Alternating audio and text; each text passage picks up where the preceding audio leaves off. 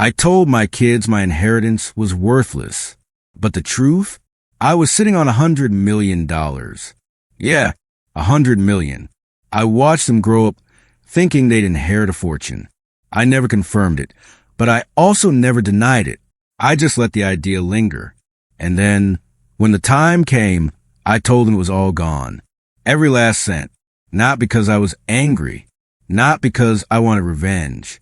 But because I wanted to see who they really were when they thought the gold was gone. I didn't build my wealth loud. No flashy suits, no magazine covers, no exotic cars parked outside my house. My life was quiet, purposeful, for decades of showing up early, listening more than talking, and making deals behind doors no one else noticed were even open. I ran a logistics company. Nothing glamorous. From the outside, it looked like any other shipping operation. Trucks, warehouses, forklifts, but it made money. A lot of it. Quietly. Predictably. Year after year. When I finally sold it, I walked away with a figure most people only dream of. Just over $100 million. But I never told them. They knew we were comfortable. Private schools, braces when they needed them, ski trips, first-class seats. But I downplayed everything. I called the lake house an investment. I said the cars were leased. It wasn't because I didn't trust them. It was because I did. I trusted them to be human. And I've seen what money does to humans. I've seen love twist into entitlement. I've watched warm sour into strategy. I've seen the way people smile a little too long when they think something valuable might fall their way if they just hang around. So when I turned 79 and my knees started giving out and my doctor started using words like maintenance meds and quality of life, I knew it was time. Not to spend, not to die, but to see. Not to see the money, to see them, to see who I'd really raised. I invited all 3 of my kids to the house for dinner, told them I had news. They all showed up, all 3. That gave me hope. Matthew, my oldest, came first.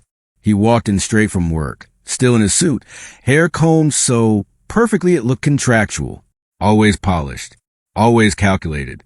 Lena, my middle child, came next. Strong features, sharp eyes, hair pulled tight in a ponytail. Efficient, focused, like she had somewhere better to be. But she still showed up. And finally, Sam, my youngest. T-shirt, jeans, scruff on his chin. He gave me a hug, one that lingered a beat longer than expected. No performance, just presence. I made roast beef and mashed potatoes, their favorite meal growing up. Even poured the same red wine we had tonight. Lena got into Colombia. I wanted the moment to feel familiar, safe, honest. We laughed a little, caught up, then I put my fork down. There's something I need to tell you, I said. 3 sets of eyes turned to me. I've lost most of it. The money, some bad investments. A partner I trusted too much. What's left is enough for me to live on, but there won't be anything after I'm gone. Silence. Just for a second. Then came the responses. Matthew spoke first. Wow, are you okay, Dad? Can you afford help? Medical care? Someone around the house? I'll be fine, I said. It's enough for me. He nodded, but his eyes, they didn't soften. Lena didn't ask questions. She just leaned back, exhaled slowly through her nose, like she'd just done some mental math and recalibrated everything. And Sam? Sam reached across the table, took my hand. As long as you're all right, he said. That's what matters. That was it. The test had begun. Not a test for revenge. Not a trap. Just a window. A way to see what remained when the illusion of wealth was gone. When there were no beach houses on the horizon. No safety nets. No guaranteed trust funds. We finished dinner. But something had shifted. The air felt thinner. The laughter didn't come back. Matthew asked polite questions, but they felt measured. You still have Vermont Place, right? He asked. Thinking of selling anything just to stay afloat? Harmless on the surface, but it felt like a soft probe. Lena picked at her plate and made an offhand comment about a friend's parent who had lost a lot in the market too. I noticed she stopped eating. Sam? He helped clear the table. Didn't ask about the money again. Just asked if I needed help with anything around the house. Errands, groceries, a chat. When they left, I stood in the dining room for a while. The chairs still warm, glasses with condensation, fire down to its last glowing embers, and a stillness that wasn't sad. It was clarity. I walked to my desk, pulled out an old leather-bound journal I hadn't touched in years. On the first blank page, I wrote, November 17th. The test begins. No tricks, no games. I wasn't going to spy on them or bait them into anything. I was just going to watch. Who calls? Who doesn't? Who visits? Who fades away? Who still treats me like a father? And who only sees what I can no longer give? The money, all of it, was still there, every last cent. But after that night, I had a feeling I already knew who it would go to. The next morning, I sat in the kitchen with the same chipped mug I've used for years. Coffee tasted the same, but the air around me felt different. Because that's the thing about a lie like mine. It doesn't just reveal them. It reveals you. It sharpens your vision, makes you pay attention. You hear what's not said. You feel the silence like a draft in an old house. Matthew didn't call. The man who used to send me stock tips and real estate updates went completely silent. Not a message. Not even a birthday text in the group chat Sam made last year. Just gone. Lena called. Once. 2 days later. Just checking in, she said quickly. Need anything? I told her I was fine. She paused, then asked, Do you still have that old painting in the upstairs hallway? The blue one with the boats? I do, I said. Yeah, that one might be worth something. That was the end of the call. And Sam? He knocked on the door that same week with a bag of groceries. Apples, peanut butter, coffee beans, stuff he knew I actually use. He didn't ask about the inheritance. Didn't ask if the money was really gone. He just sat on the back porch and talked. Told me about a street magician who pulled a goldfish out of a balloon. Said his friend's dog learned to open the fridge. He laughed the same way he always had, full and loud, like nothing had changed. And that was the start of the pattern. Over the next few weeks, the pattern only became clearer. Matthew stayed quiet. Not a single call. Not even a text. I found myself scrolling LinkedIn more than I ever had before, because that was the only place I got updates on my own son. He posted about a pool renovation, new patio furniture, a hard-earned upgrade, as he called it. No mention of me. No check-in. Just silence. Lena, on the other hand, started getting strategic. She didn't ask for money. Not directly. But she started reaching out more, but only when she needed something. Little things on the surface. Do you still have Mom's old jewelry box? Could you send me the title to the Vermont cabin? I need to update some records. She always had a smile in her voice. Always kept it light. But never once, not once, did she ask how I was doing. Not really. Sam? Sam just kept showing up. He cleaned out the gutters one Saturday morning without being asked. Changed a few burnout light bulbs I'd been ignoring. Brought over takeout, and we sat on the porch eating dumplings in the cold. Another time, he came by with chili and homemade cornbread. Sometimes he stayed for dinner. Other times, he just sat in the living room while I napped on the couch.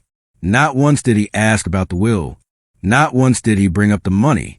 And he had no idea that I'd already changed it. The original will? It split everything evenly. 1/3 to each child. I drafted that when I was still trying to believe that raising them equally would mean they'd turn out the same. But they didn't. And the difference wasn't in what they said after dinner that night. It was in what they did. I didn't change the will out of anger. I changed it for clarity. I needed to know the money would go where it was valued. Not just spent, but respected. Before I finalized anything, I kept watching and writing. Every call, every visit, every gesture.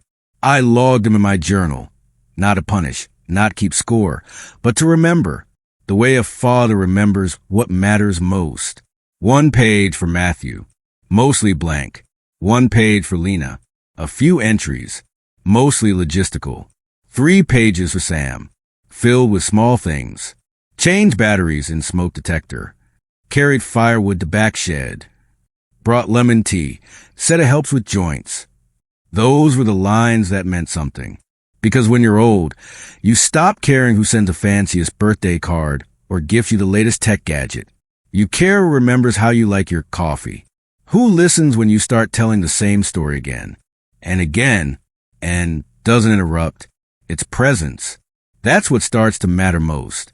Matthew's absence was louder than any words.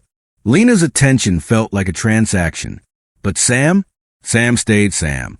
One evening I sat out on the porch, the journal open on my lap.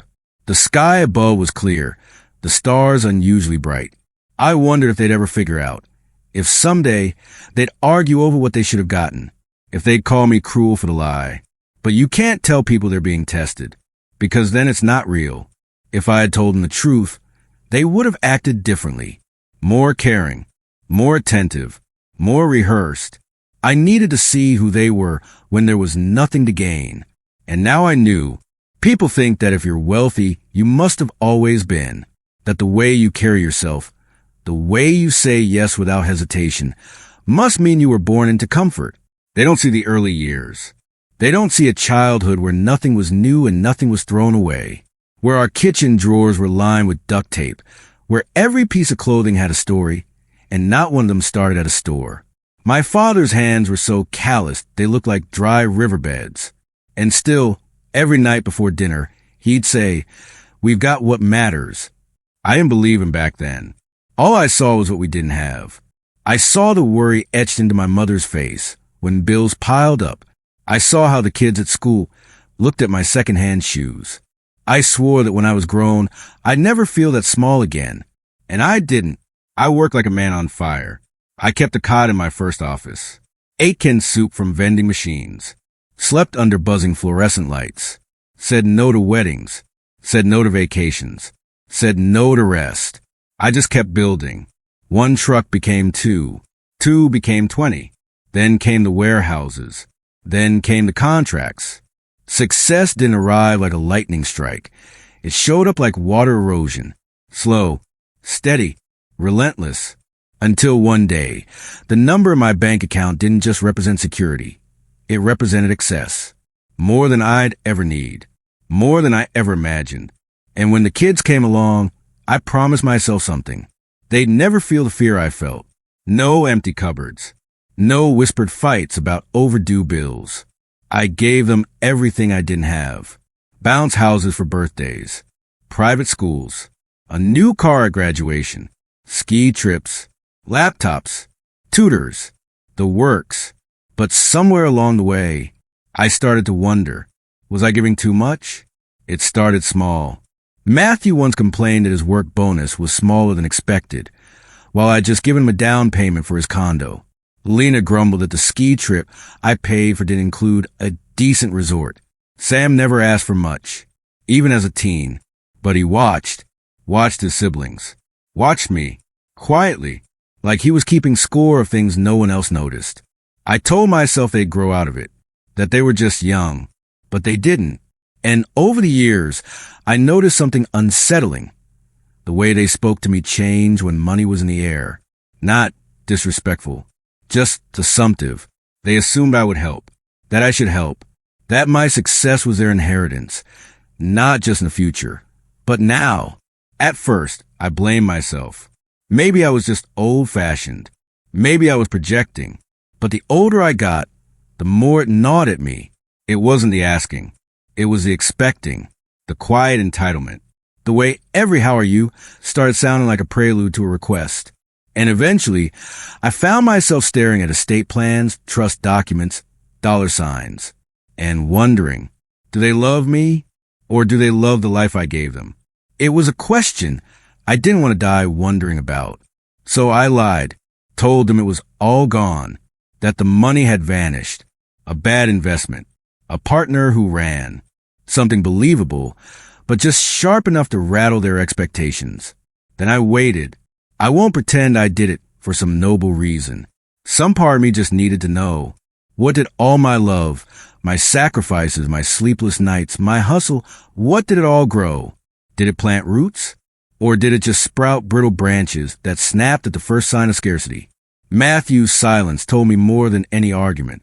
Lena's politeness felt practiced, like a well-worn costume.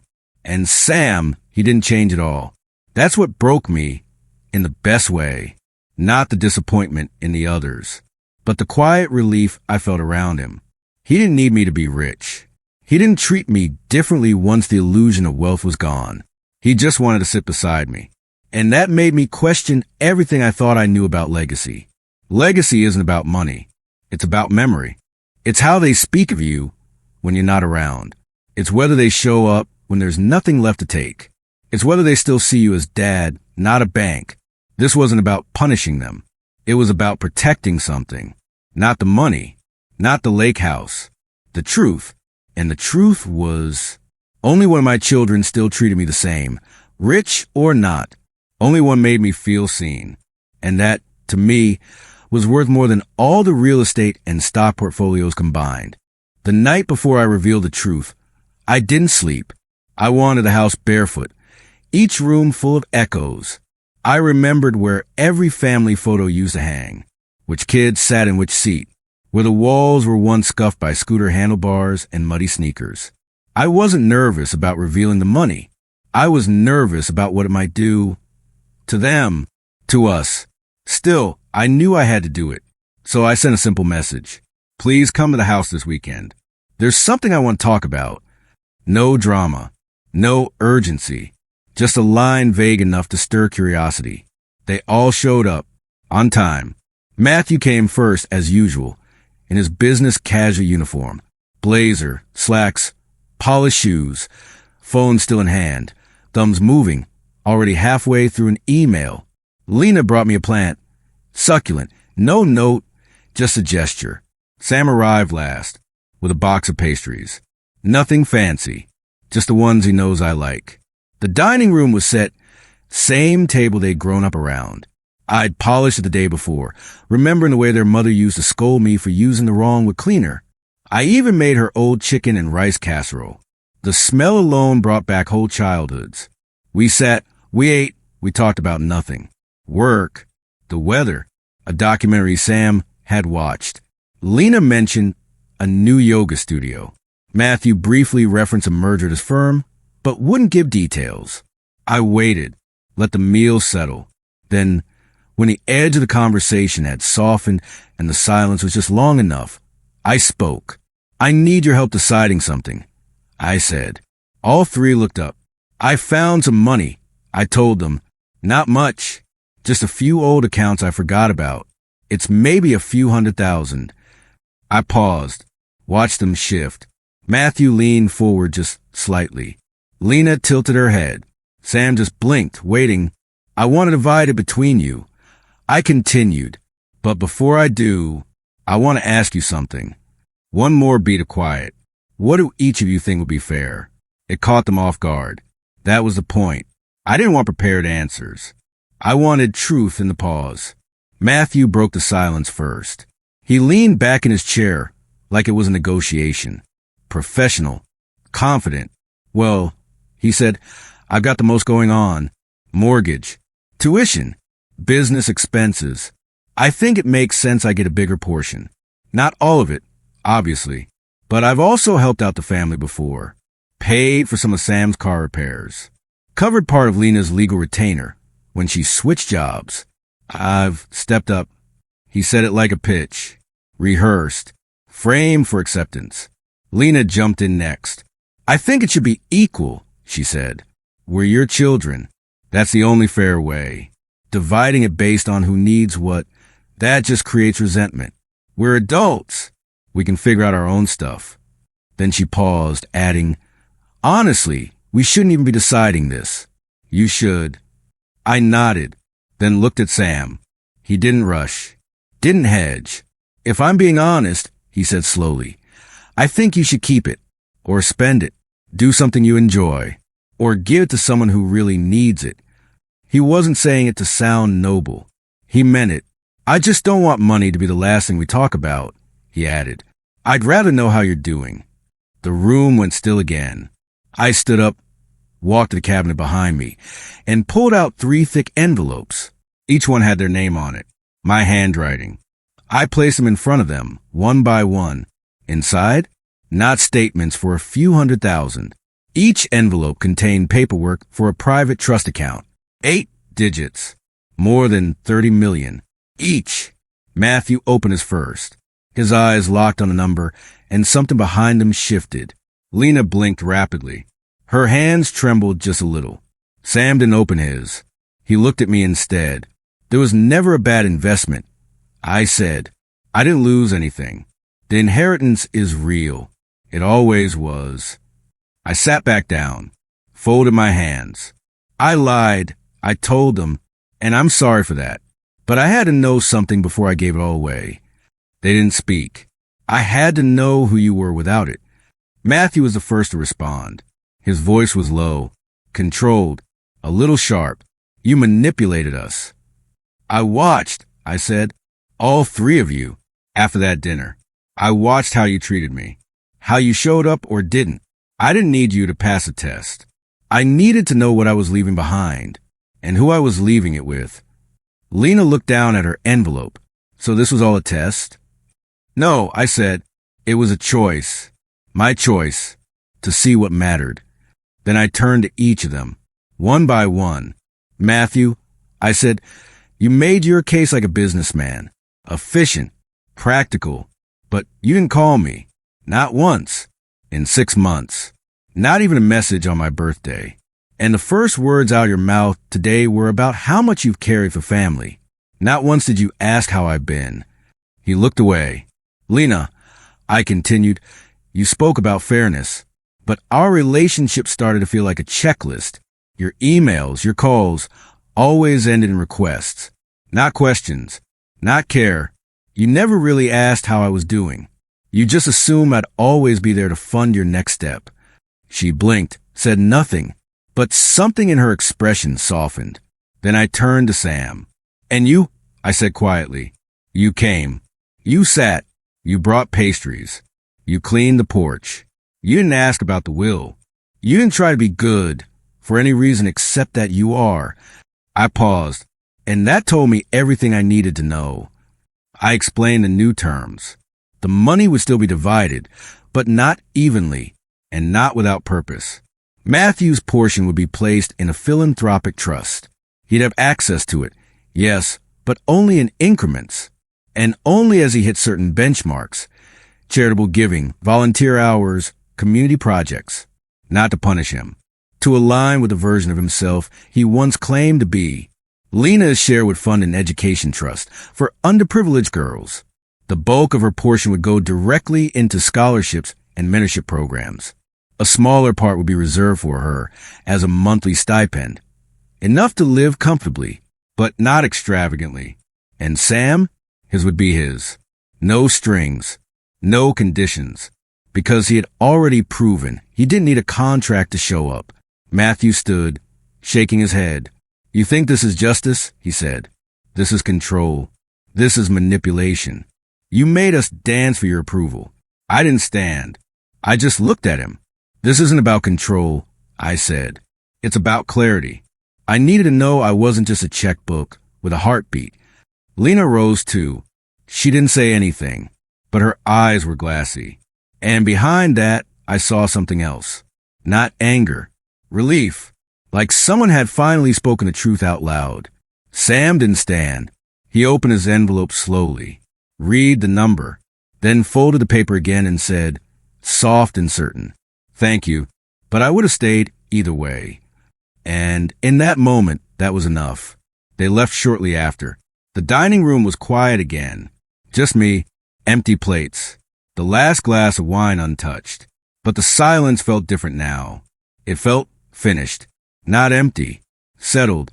For the first time in years, I wasn't wondering what they'd do with my money, because now I knew what they'd do without it.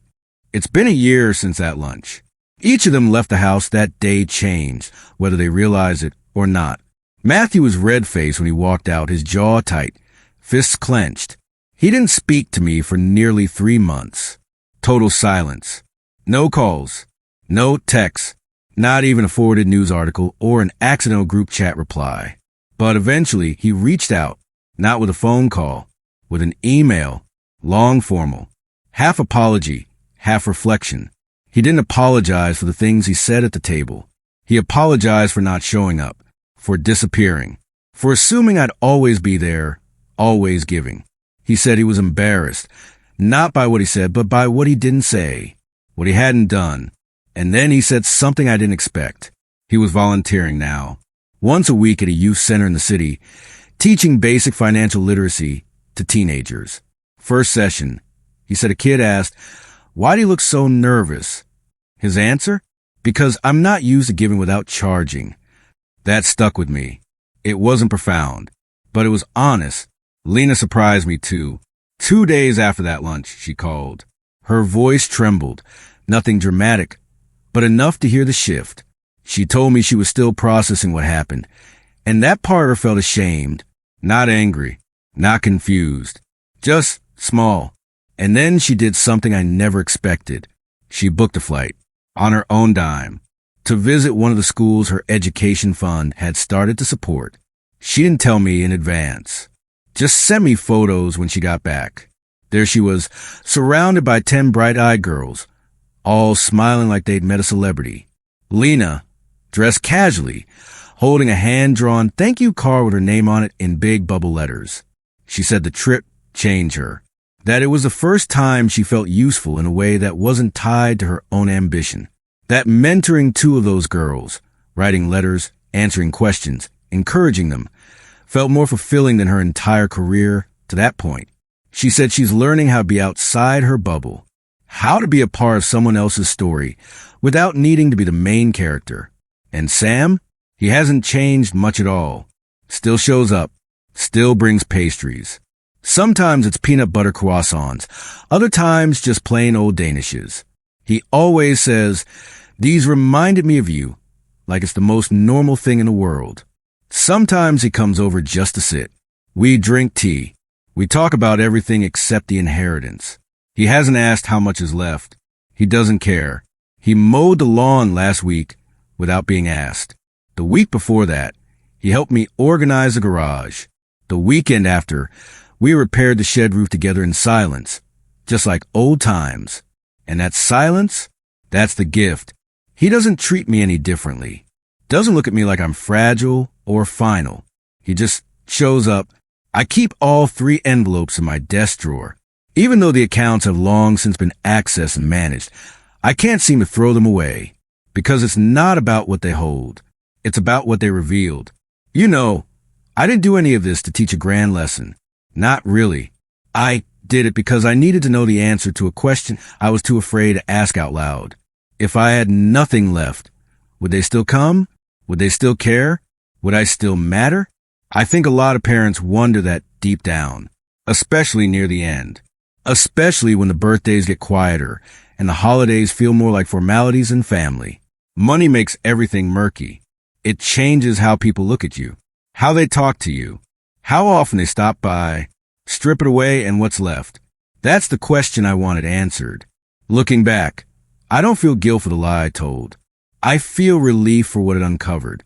We tell ourselves that legacy is about what we leave behind. Dollars, deeds, portfolios, trust accounts. But that's not it. Legacy is what they say about you when you're not around. It's whether they bring up your name because they miss you or because they miss what you gave them. It's the moments they return to long after you're gone, when something inside them still reaches for your voice. That's what I wanted to protect, not the wealth. The truth. There's a kind of heartbreak that comes with realizing your presence has become transactional, that your calls are returned not out of love, but out of calculation. That's not legacy. That's just leverage. And I didn't want to be someone my kids loved because I was generous. I wanted to be someone they loved, even if I had nothing left to give, even if I was just an old man with a chipped mug and a squeaky porch swing, even if all I had left was time. And here's the truth I've landed on, clearer than anything money ever taught me. Presence is the real gift, not the birthday checks, not the bailouts, not the fancy vacations, but the quiet afternoons where you just sit and listen, where you remember the way your father drank his coffee, where you laugh together at the same old story you've heard a dozen times. That's what sticks. That's what endures. Sem gave me that before he ever knew there was anything more coming. That's why I gave him the most. Not the most money, though, yes, it was a full share with no restrictions. I gave him the most trust, because he earned it without even trying. And maybe someday, if he chooses to have kids of his own, he'll know what to look for. Not just in the moments when everyone's smiling and the world is stable, but in the moments when the air feels thin, the future uncertain, and the dinner table a little too quiet. That's when you find out who someone really is. And now, finally, I know who my kids are and who they're still becoming. If you're still listening, maybe you're a parent. Maybe you're a son, a daughter. Maybe you're somewhere in between. Wherever you stand, let me leave you with this. Don't wait. Don't wait until the inheritance talk to say the things that need saying. Don't wait until you're staring down your last few years to speak honestly. Don't wait until you've drafted 10 different versions of your will to finally ask yourself, what do I really want to leave behind? Because what matters isn't always written in a ledger. It's written in how they remember your laugh, how they repeat your expressions, how they carry forward your stories, even the ones they use to roll their eyes at. For a long time, I thought I was doing everything right by giving comfort, giving access, giving opportunity. And maybe I was, but in all that giving, I forgot how to check for the one thing that money can't guarantee. Presence. The kind that shows up without invitation. The kind that listens. The kind that lingers on the porch long after the conversation ends. Sam gave me that. And the crazy thing is, he didn't even know it. He wasn't trying to earn anything. He was just there. And in the end, I think that's the most any of us can hope for. To be loved without a scoreboard. To be cared for without a calculator. To be seen, not because we built something impressive, but because we are someone who matters. It took me almost 80 years to figure that out. To understand that the best thing I could leave behind wasn't a pile of money. It was a mirror, and what each of my children saw in that mirror, that was their inheritance. Not just the dollars, but the truth, what they do with it now. That's no longer mine to manage. I hope they build something better with it. Not just businesses or properties or portfolios. I hope they build presence. I hope they sit with someone in silence and call it enough. I hope they show up for people who can't give them anything in return.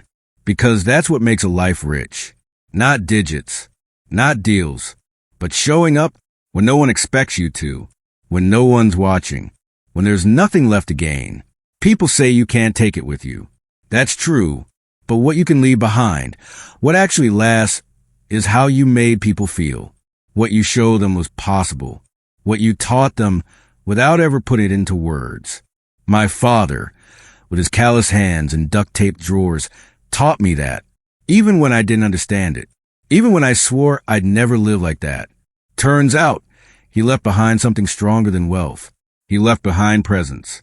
And I finally see that now. So if you're wondering when the right time is to have the hard conversation, it's now.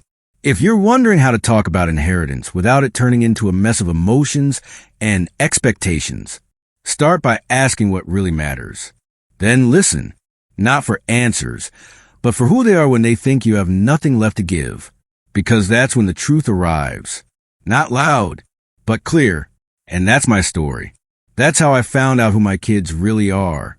That's what $100 million taught me. In the end, it wasn't about the fortune. It was about the test. And the test was simple. If I had nothing left, would they still come? Now I know, and I can go in peace. Because I may not have given them the inheritance they expected, but I gave them something better. The chance to reveal who they truly are, and the chance to become something more.